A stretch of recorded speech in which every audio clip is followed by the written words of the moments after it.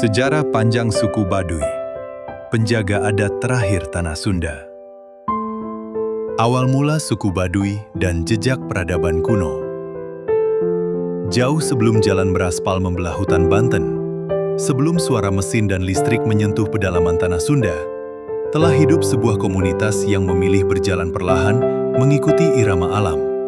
Sebuah masyarakat yang hari ini kita kenal sebagai suku Baduy. Dalam kisah-kisah lisan yang diwariskan turun-temurun, suku Baduy diyakini berasal dari keturunan Batara Cikal, seorang tokoh suci yang dipercaya sebagai utusan langsung dari Sang Hyang Tunggal, penguasa tertinggi alam semesta menurut kepercayaan Sunda wiwitan. Batara Cikal diturunkan ke bumi dengan satu amanah utama: menjaga keseimbangan dunia, merawat tanah, hutan, air, dan seluruh kehidupan agar tetap berjalan selaras. Dari sinilah cikal bakal masyarakat Baduy terbentuk, bukan sebagai kelompok yang mengejar kemajuan duniawi, melainkan sebagai penjaga harmoni kosmis. Mereka menetap di wilayah yang kini dikenal sebagai Kanekes, sebuah kawasan yang dikelilingi perbukitan, hutan lebat, dan sungai-sungai jernih yang mengalir tanpa pernah tercemar. Dalam pandangan Baduy, tempat ini bukan sekedar tanah tinggal, melainkan pusat dunia, poros keseimbangan antara langit dan bumi. Sejak masa awal itu, kehidupan mereka diatur oleh Pikukuh, hukum adat yang bersifat mutlak, tidak tertulis, namun mengikat lebih kuat daripada hukum apapun. Pikukuh inilah yang melarang perubahan berlebihan, menolak keserakahan, dan menegaskan bahwa manusia hanyalah bagian kecil dari alam, bukan penguasanya. Dari generasi ke generasi, ajaran ini diwariskan tanpa kitab, tanpa tinta, hanya melalui ingatan, teladan, dan kehidupan sehari-hari. Sejarah suku Baduy pun tidak tercatat dalam prasasti atau naskah kerajaan, melainkan hidup dalam langkah kaki yang menyusuri jalan tanah, dalam ladang huma yang ditanam tanpa merusak hutan, serta dalam kesunyian kampung-kampung adat yang berdiri tegak hingga hari ini sebagai saksi peradaban kuno yang memilih bertahan di tengah derasnya arus perubahan zaman.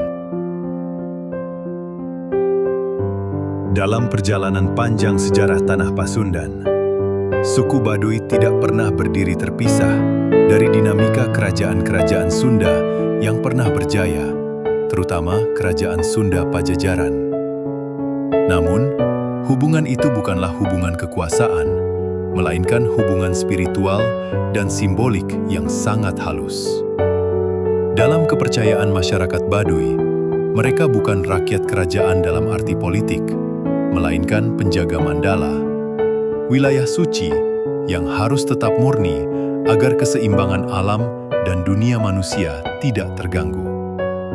Ketika Kerajaan Sunda Pajajaran berdiri sebagai pusat pemerintahan dan kebudayaan Sunda, masyarakat Baduy memilih untuk menyingkir ke pedalaman, bukan karena kalah atau terbuang, melainkan karena menjalankan amanah leluhur untuk menjaga adat dan kesucian wilayah titipan. Para Puun, pemimpin adat tertinggi Baduy, dipercaya memiliki hubungan batin dengan penguasa kerajaan Sunda pada masa lampau, terutama dalam urusan spiritual dan kosmologi.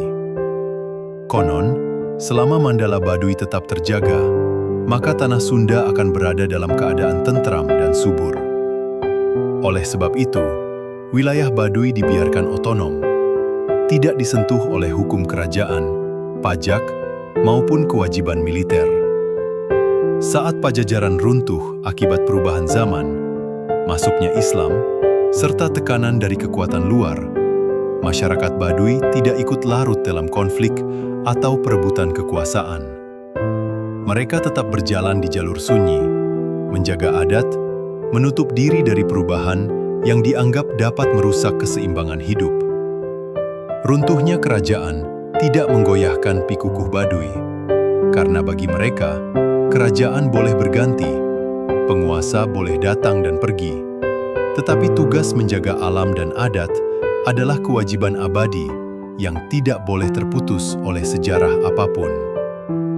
Sikap inilah yang membuat suku Baduy tetap bertahan sebagai komunitas adat yang nyaris tak tersentuh perubahan.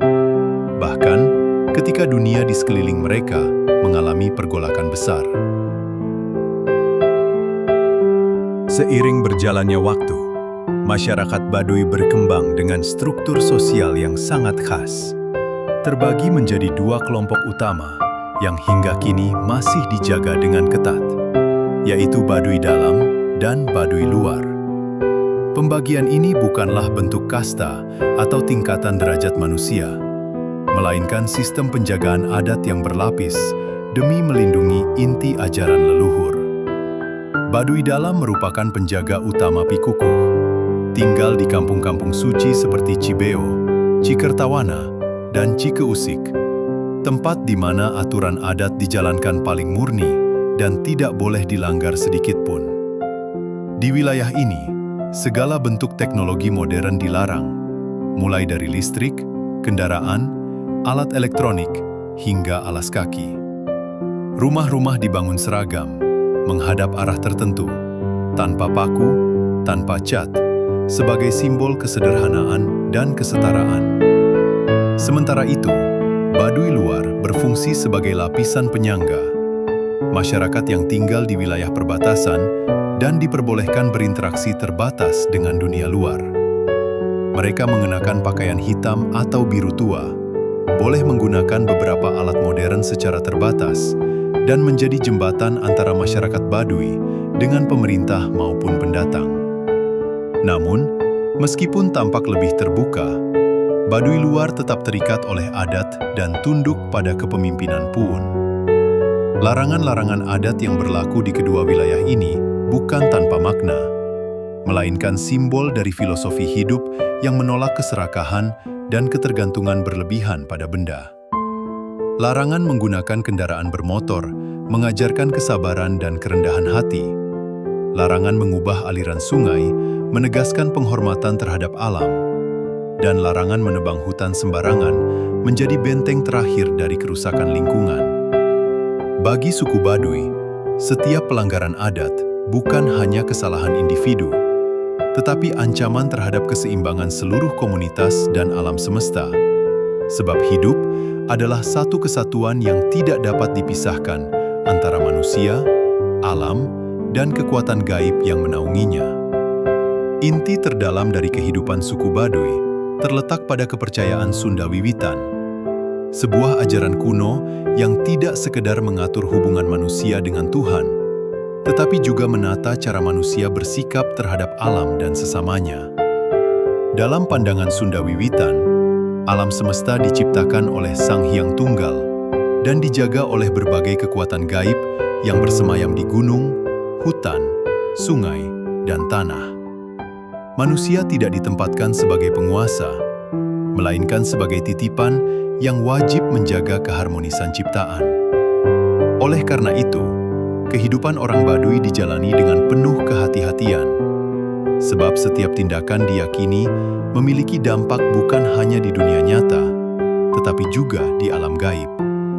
Mereka percaya bahwa keseimbangan dunia sangat bergantung pada ketaatan masyarakat Baduy terhadap Pikukuh Karuhun, ajaran leluhur yang diwariskan sejak zaman awal. Ritual-ritual adat, doa, dan tapa bukan dimaksudkan untuk mencari kekayaan atau kekuasaan, melainkan untuk menjaga keteraturan kosmis agar bencana, wabah, dan kekacauan tidak menimpa manusia. Dalam kehidupan sehari-hari, kepercayaan ini tercermin dalam sikap jujur, tidak berlebih-lebihan, tidak menyimpan dendam, dan menerima hidup apa adanya. Tidak ada konsep menimbun harta, sebab tanah dan hasil alam dianggap milik bersama yang harus dijaga, bukan dieksploitasi. Bahkan dalam berbicara, orang Baduy diajarkan untuk tidak meninggikan suara dan tidak menyombongkan diri, karena kesombongan dipercaya dapat mengundang ketidakseimbangan. Dengan cara hidup seperti ini, suku Baduy bukan hanya menjalankan agama dalam bentuk ritual, tetapi menjadikan seluruh hidup mereka sebagai ibadah yang terus-menerus. Sebuah praktik spiritual yang hidup dan bernapas bersama alam, jauh dari hiruk-pikuk dunia modern yang sering melupakan batas antara kebutuhan dan keserakahan. Di balik kesederhanaan hidup suku Baduy, terdapat sistem kepemimpinan yang sangat tertata dan telah bertahan selama ratusan tahun tanpa perubahan mendasar. Puncak kepemimpinan adat berada di tangan 3 orang Pun, yang masing-masing memimpin kampung suci Baduy Dalam: Cibeo, Cikertawana, dan Cikeusik.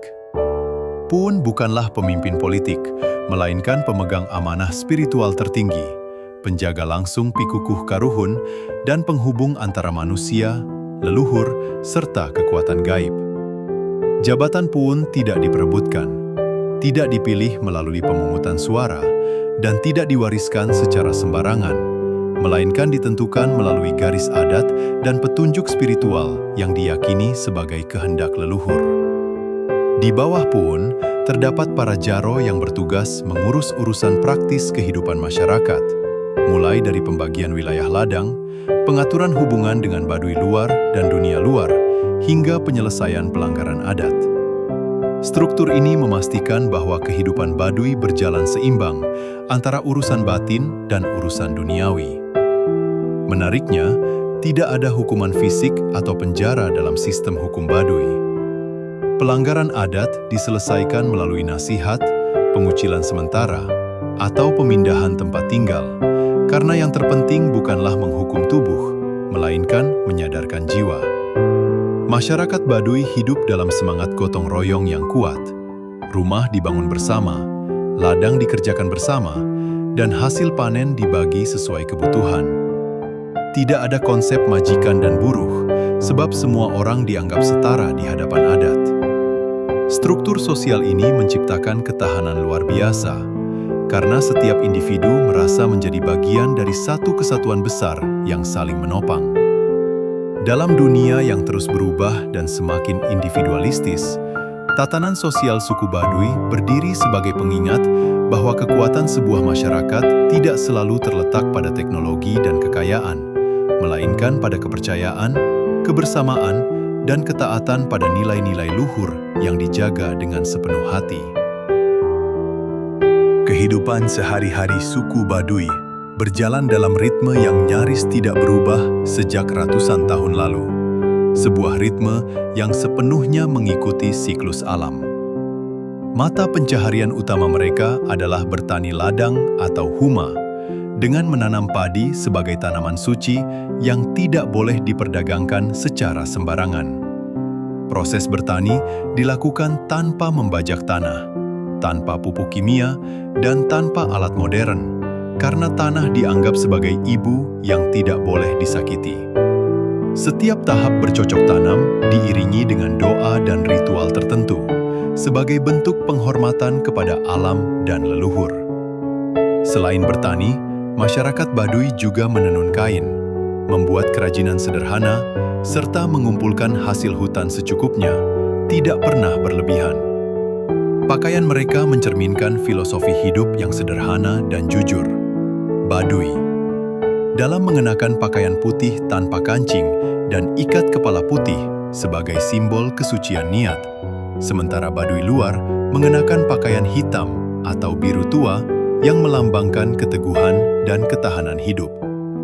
Alas kaki tidak digunakan, karena kaki diyakini harus langsung menyentuh tanah agar manusia selalu ingat asal-usulnya.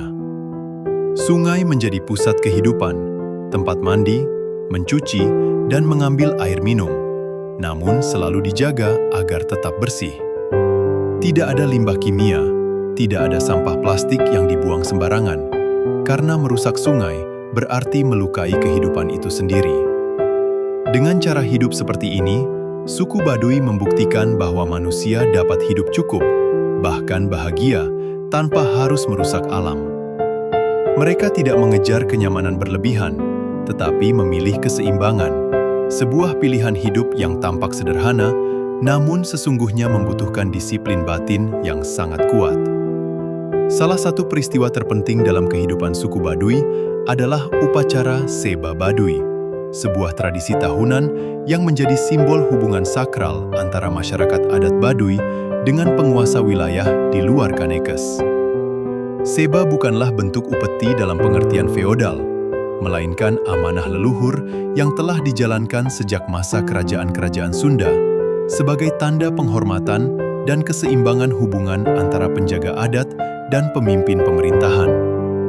Dalam ritual ini, masyarakat Baduy, terutama Baduy luar, berjalan kaki puluhan kilometer menuju pusat pemerintahan daerah, membawa hasil bumi seperti padi, pisang, gula aren, dan umbi-umbian. Perjalanan dilakukan tanpa kendaraan, tanpa alas kaki, sebagai simbol ketulusan dan kesederhanaan. Ketika bertemu dengan pemimpin daerah, para perwakilan Baduy menyampaikan pesan-pesan adat yang berisi nasihat tentang menjaga alam, keadilan, dan keseimbangan hidup. Pesan yang seringkali terasa relevan di tengah krisis lingkungan dan sosial modern. Seba Baduy menegaskan bahwa meskipun suku Baduy menutup diri dari banyak aspek dunia luar, mereka tidak memutus hubungan sepenuhnya, melainkan menjaga jarak yang sehat agar adat tetap lestari tanpa menolak keberadaan negara. Dalam konteks Indonesia modern, tradisi ini menjadi bukti bahwa kearifan lokal dapat hidup berdampingan dengan sistem pemerintahan nasional. Pemerintah pun mengakui wilayah adat Baduy dan memberikan ruang bagi mereka untuk mempertahankan cara hidupnya. Seba Baduy bukan sekedar ritual tahunan, melainkan pernyataan identitas dan keteguhan sikap bahwa suku Baduy akan terus berjalan di jalur leluhur, sambil mengingatkan dunia luar bahwa kemajuan sejati tidak boleh mengorbankan alam dan nilai kemanusiaan. Memasuki abad modern, suku Baduy berdiri di persimpangan zaman yang penuh godaan dan tekanan. Ketika dunia di luar Kanekes bergerak semakin cepat dengan teknologi, pariwisata, dan arus informasi yang nyaris tak terbendung. Jalan raya, media sosial, dan rasa ingin tahu manusia modern perlahan mendekati batas wilayah adat, membawa tantangan besar bagi keberlangsungan Pikukuh Karuhun. Tidak sedikit orang luar yang datang bukan untuk belajar, melainkan sekedar melihat Baduy sebagai objek wisata eksotis, tanpa memahami nilai sakral yang mereka jaga. Tekanan ekonomi pun muncul ketika uang dan kebutuhan modern mulai menyentuh Baduy luar, menciptakan dilema antara bertahan pada adat atau menyesuaikan diri demi bertahan hidup. Namun di tengah semua itu, masyarakat Baduy menunjukkan keteguhan yang luar biasa. Para Puun dan Jaro terus mengingatkan generasi muda bahwa kemajuan tanpa kendali adalah jalan menuju kerusakan, dan bahwa pelanggaran adat bukan sekedar kesalahan pribadi, melainkan pengkhianatan terhadap amanah leluhur. Beberapa warga Baduy luar memang memilih keluar dari komunitas adat. Namun, sistem Baduy tidak runtuh, karena inti ajaran tetap dijaga dengan ketat oleh Baduy dalam. Mereka memahami bahwa perubahan adalah keniscayaan, tetapi tidak semua perubahan harus diterima. Dengan menolak listrik, internet, dan teknologi modern, Baduy dalam bukan sedang melawan dunia, melainkan menjaga ruang sunyi agar nilai-nilai luhur tetap hidup. Di tengah krisis iklim global, kebakaran hutan, dan kerusakan lingkungan, cara hidup suku Baduy justru semakin relevan. Seolah menjadi pesan sunyi dari masa lalu untuk masa depan manusia. Warisan terbesar suku Baduy bukanlah bangunan megah, bukan pula harta benda atau catatan sejarah tertulis, melainkan cara hidup yang konsisten menjaga keseimbangan antara manusia, alam, dan nilai spiritual. Di tengah dunia yang semakin bising dan serba cepat, keberadaan suku Baduy menjadi cermin yang memantulkan pertanyaan mendasar. Sejauh mana manusia modern masih menghormati batas alam dan kebijaksanaan leluhur? Setiap larangan adat Baduy menyimpan pelajaran mendalam, bahwa tidak semua yang bisa dilakukan harus dilakukan, dan tidak semua kemudahan membawa kebaikan. Kesederhanaan hidup mereka bukan tanda keterbelakangan, melainkan pilihan sadar untuk hidup cukup dan bermakna. Warisan ini menjadi sangat berharga bagi generasi masa kini yang menghadapi krisis identitas, kerusakan lingkungan, dan keterasingan sosial. Suku Baduy mengajarkan bahwa kemajuan sejati bukan diukur dari seberapa cepat manusia bergerak, melainkan seberapa bijak ia melangkah. Nilai kejujuran, kesabaran, gotong royong, dan penghormatan terhadap alam yang dijaga Baduy selama berabad-abad adalah fondasi peradaban yang sering terlupakan. Selama Pikukuh Karuhun tetap dipegang teguh, selama hutan tetap berdiri dan sungai tetap mengalir jernih, selama itu pula, suku Baduy akan terus menjadi penjaga sunyi tanah Sunda. Saksi hidup bahwa peradaban manusia tidak harus selalu bergerak maju dengan meninggalkan akar, tetapi bisa berjalan jauh dengan tetap berpijak pada nilai-nilai luhur.